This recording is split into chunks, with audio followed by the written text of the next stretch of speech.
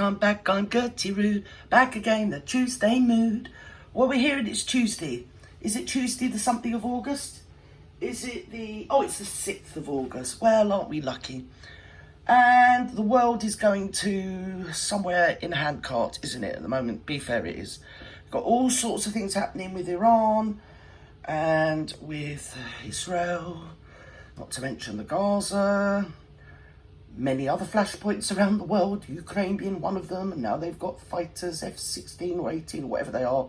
I mean, don't quote me on it, I don't know what I'm on about.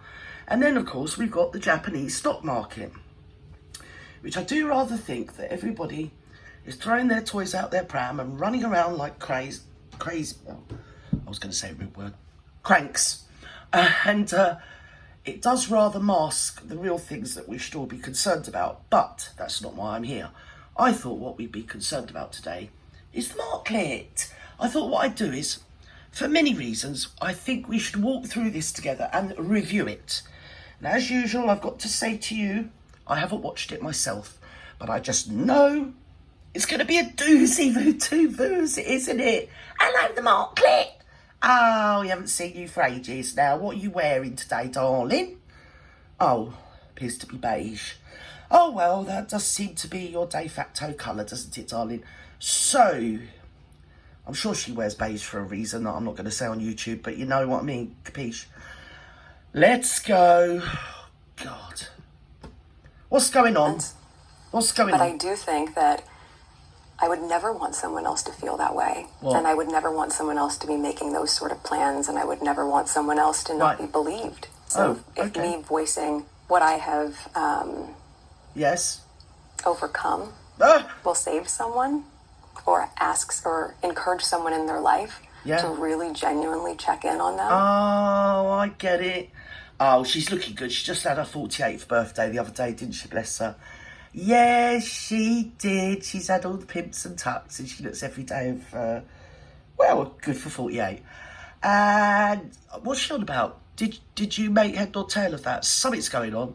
She doesn't want somebody to do something that she feels bad about. I don't know where to start with this, Megan. Oh, please don't tempt me. It's been a really hot, busy day for me. I ain't stopped all day. What are you going on about now, love? Oh, dear Charlotte. Yes, your dad, Charles, the Queen, Philip, your servants, your friends, your sister in a wheelchair. Oh dear, all those people over there in the Congo, wherever it is. Let's go. And not assume that the appearance is good, so everything's okay. Yeah. Then that's worth it. I'll take a hit for that. Okay. Meghan Markle and Prince Harry are sharing... Do you know what I mean? She's like a hero or something now, isn't she? She is. I knew she was going to do it one day. I knew she was going to be an icon. And I think she's an icon. Yes, you get icons on the computer as well, don't you? So let's go. ...insight into their parenting lives and personal struggles in the hopes of helping others. She looks really... The Duke and Duchess of Sussex opened up about the fears they have for their children's online safety in a rare joint interview for CBS. Yeah, I was going to make the point about her sex kit boobies. They seem to have diminished somewhat, darlings, don't they? Which I have gone on about before. But I don't want to be a bitch. I don't want to be a bitch. Do you get me, capiche? Obviously, because I'm, you know, Jesus endowed me, or God, or whatever, overly. Yes, so what's going on here? Oh my God. Is Barry about to say something? Barry? How dare you speak? Look, it's the MARKLET. She's holding forth, you know. Right. And she's holding his knee all the way along until he goes to speak. And then it's like, removal of hand, immediate. Incoming blimmin' stink eye. Right, let's go. Sunday morning. Okay. Speaking with host Jane Pauley, the couple explained how they're taking steps to shield 5-year-old son Archie and 3-year-old daughter Lilibet from negative content and its harmful impact. Our kids are young. They're 3 and 5. Yeah. They're amazing. They're amazing. But all you want to do as parents is protect them. And so as we can see what's happening in the home... Oh my God, I can't say what I want to say on YouTube. Protect them. I don't know why you didn't call them Rapunzel, really. You know what I mean? Rapunzel, Rapunzel, let down your hair. Oh, dearie me. Right, let's go. Come on, darling. Let's hear this hooey. We know that there's a lot of work to be done there. Yes. And we're just happy to be able to be a part of Well, haven't we all either got friends or even, hesitate to say, members of the family, or even like work colleagues that are like this? And every now and again you just know, you avoid it 99.9% of your life, but every now and again you think, I've just got to take the hit because I haven't spoken to them for ages, so I just got to stand here and look like I care. Yes, did you? Oh my, oh, that's really interesting, because it's just a torrent, it's not a conversation, it's just a monologue, isn't it, usually? Oh, you were? Oh, I don't blame you. You're absolutely amazing. Did you really go through that? I cannot believe it. Wow, just goes to show how strong you are. Do you know, you're really looking good, you are. You're looking so good. I know you've suffered, darling. I know you've suffered. You've had a terrible time, but yes. Anyway, and you're kind of skateboarding. What I call skateboarding. You know what I mean? Where you got trying to sort of, you know what I mean? Get away. Anyway, I'm still here, so let's go. Come on, the big children light. Ask for help. Someone, is there to give it. Right. If you know how to help. Right. Thank you. Meghan and Harry have long spoken out again.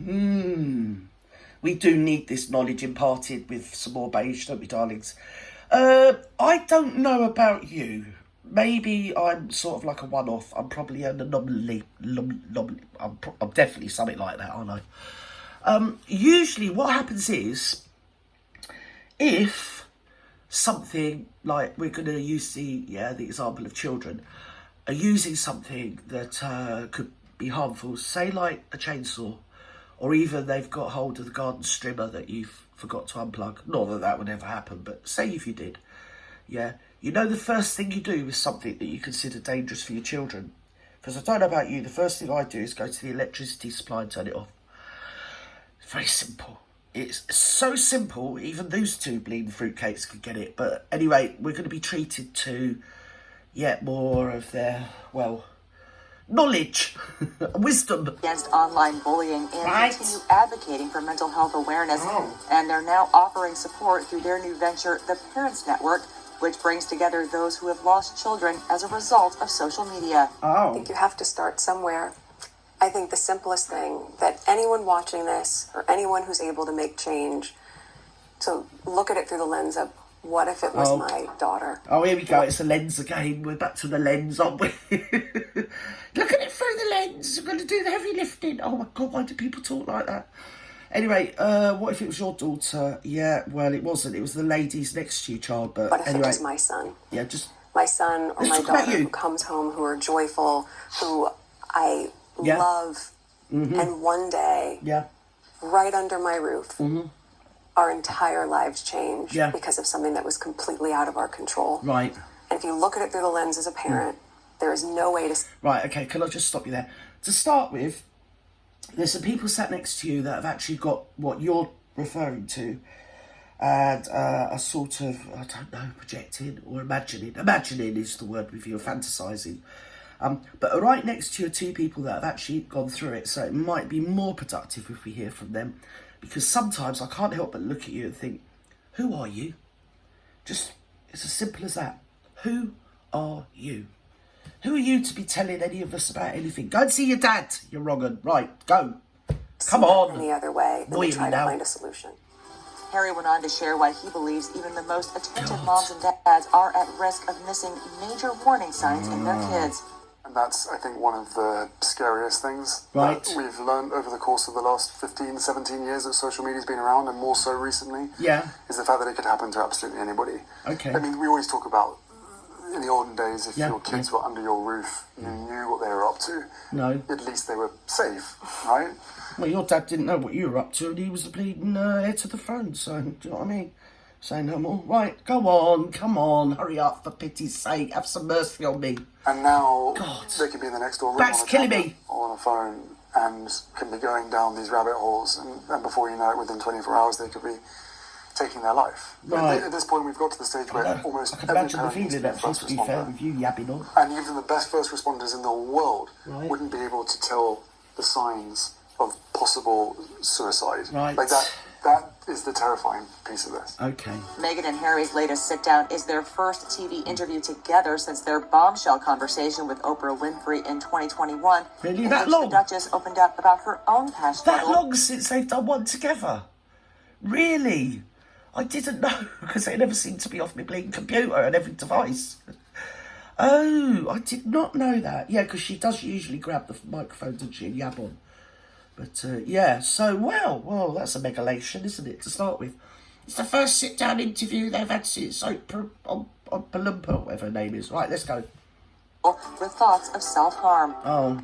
Look, I was really ashamed to say it at the time. Right. And ashamed to have to admit it to Harry, especially. Right. Because I know how much loss he suffered. That's why you said it. But I knew that if I didn't say it, well, there's nothing that was going to stop you saying it, darling. And I just didn't want to be alive anymore. No. The mom of but she couldn't ring her mum, who's like a social worker, sort of like mental health worker. Do you know what I mean? And that's before you get into the fact that she was sat in Palace having them feelings. I mean, there's millions of people around this country have those feelings every day, and there's literally nobody there. Literally nobody on the end of the phone, and not even a bleeding phone. So come on, carry on. God. Let's all relate to you, darling. Now reflecting on that experience and why it makes her and Harry's mission that much more meaningful, noting that she still has much more to uncover. You had oh my God, I'm so crying. an experience that connects you to these families. So does it really? You touch your husband's. Oh, where's the people gone? Where's the people gone? They've got rid of the oh my God. Anyway, it's back to her. Come on. And in just the way I knew that you would nice be looking and for each now, other she looked less. if I went places. But the connection that you have with people is that you had suffered too, personally. Right. Contemplating killing yourself is what suicidal ideation was. Really? And I'm dancing around this because I can see you're uncomfortable with my even going there. Do you? We're all uncomfortable with you going there, darling. I wasn't expecting it, but I understand why you are, because there is a through line, I think. Because Megan wants to talk about it. When you've been through Yeah. any level of pain or trauma. Yes. Okay. I believe part of our healing journey, certainly part of mine. Back to you, sorry. Is being able to be really open about 48. it. And I haven't really scraped the surface on my experience. No, but you're gonna dig deep. You're gonna dig deep. I would never want someone else to feel that way. No, especially not Charlotte. I would never want someone else to be making those sort of plans, and I would never want someone else to not be believed. Yeah, so Prince Charles, if me voicing Catherine, what I have overcome will save someone, or asks or encourage someone in their life to really... the narcissistic supply is raging, isn't it? She's got an overload. I think she's put her fingers in the sockets or whatever it is. The narcissistic socket. I think that's called a camera, isn't it, darlings? Right, let's go. Let's go, please.